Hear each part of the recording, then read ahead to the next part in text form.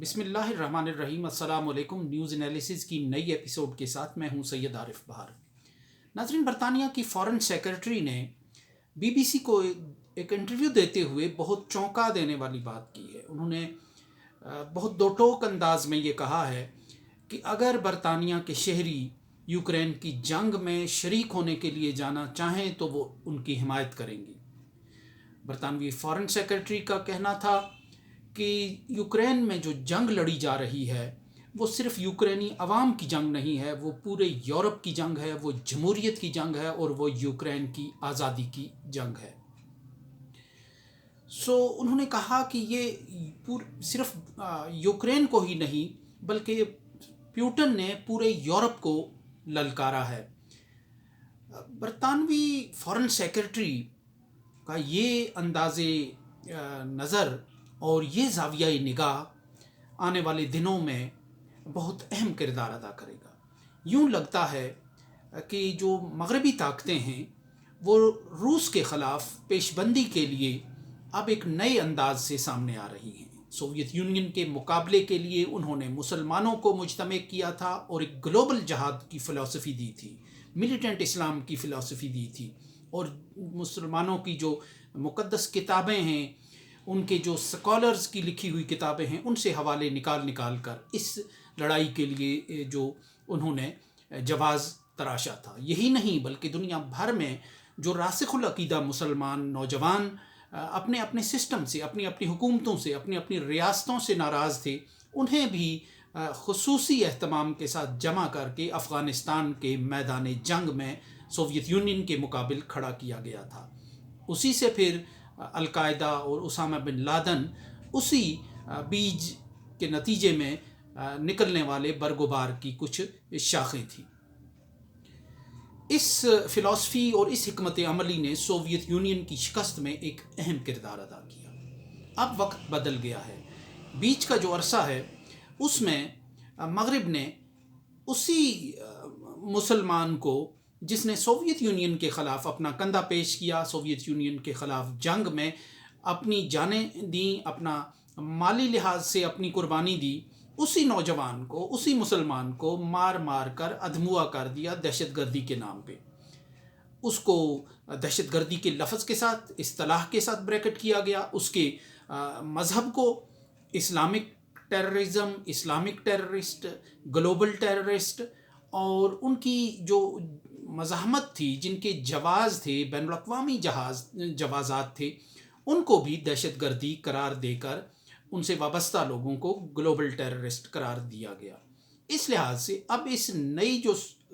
हिकमत अमली अपनाई जा रही है रूस के ख़िलाफ़, अगर ये जंग तवील होती है यूक्रेन की,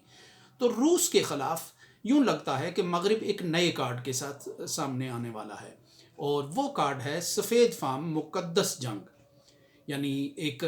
जो उनका बरतानवी फॉरेन सेक्रेटरी का जो ज़ाविया निगाह था बात करने का, वो ये था कि यूरोप की ताकत को, यूरोप की नख़वत को, यूरोप के दबदबे और तुनतुने को प्यूटन ने ललकारा है, और वो एक सफ़ेद फाम कौम परस्ती और सफ़ेद फाम जो नेशनलिज़म है उसका एक माहौल बनाकर वो अब दुनिया भर से सफ़ेद फाम नौजवानों को लाकर इसके ख़िलाफ़ वो पूरी तरह सफ़ारा करना चाहते हैं रूस के ख़िलाफ़। इस फॉरेन सेक्रेटरी के इस बयान से तो यही लग रहा है कि ऐसा ही होना है, और यूँ ये अंदाज़ा हो रहा है कि चंद बरस पहले तक मगरिब जिन इस्तिलाहात को ममनू और मतरूक करार दे चुका था, यानी आज़ादी की, हुर्रियत की, उन इस्तिलाहात को अज़सर-ए-नौ एक नए अंदाज से धो धुला कर, लॉन्ड्री से निकाल कर दोबारा दुनिया में एक कमोडिटी के तौर पर पेश किया जाएगा। तो यूक्रेन की ये जो जंग है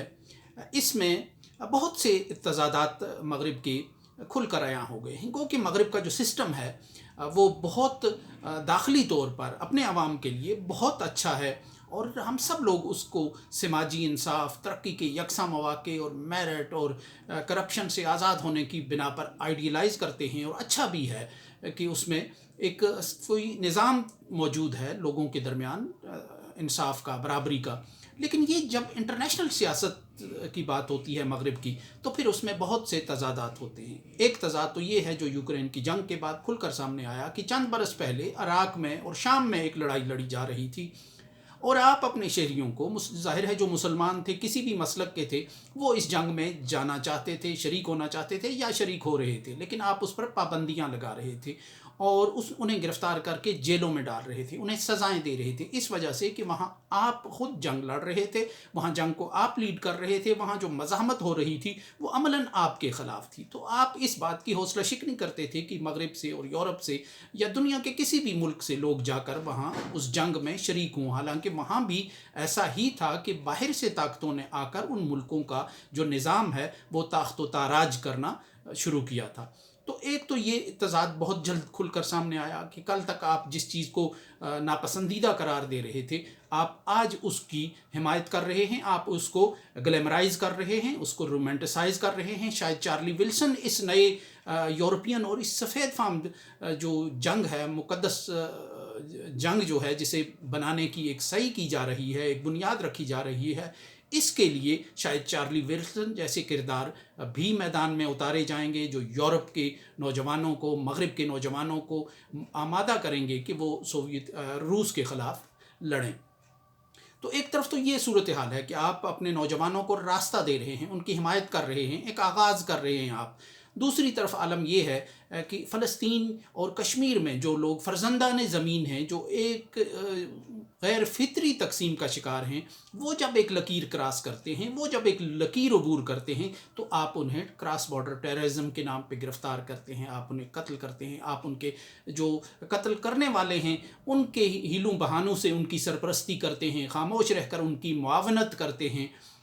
इवन ये कि आप नॉन कश्मीरीज़ को छोड़ें, कश्मीर के अंदर जो कश्मीर के फ़र्जंद ज़मीन थे, जो हालात के सताए हुए थे, जो कभी भारत के सिस्टम के अंदर थे, जो भारत के इंतखाबात में हिस्सा लेते थे, वो भी जब तंग आकर मुसल्लह मज़ाहमत की तरफ चल निकले तो आपने आलमी इदारों से उन्हें ग्लोबल टेररिस्ट करार दिलवाया। तो ये एक ऐसा तज़ाद है कि जो यूक्रेन की जंग में गहरा और वाज़ेह होकर सामने आया है। तो यूँ लगता है कि अगर ये जंग तवालत पकड़ती है, ये जंग तवील होती है, तो इसके नतीजे में मगरिब रूस के ख़िलाफ़ अब एक नए कार्ड के साथ, एक नए अंदाज़ के साथ सामने आएगा। लेकिन ये सफ़ेद फार्म जो मुक़द्दस और होली वॉर की एक स्ट्रेटजी होगी और इसके नतीजे में जो कबाहतें पैदा होंगी उसका तसव्वुर भी नहीं किया जा सकता। सो इसके साथ ही इजाज़त दीजिए। अल्लाह निगहबान।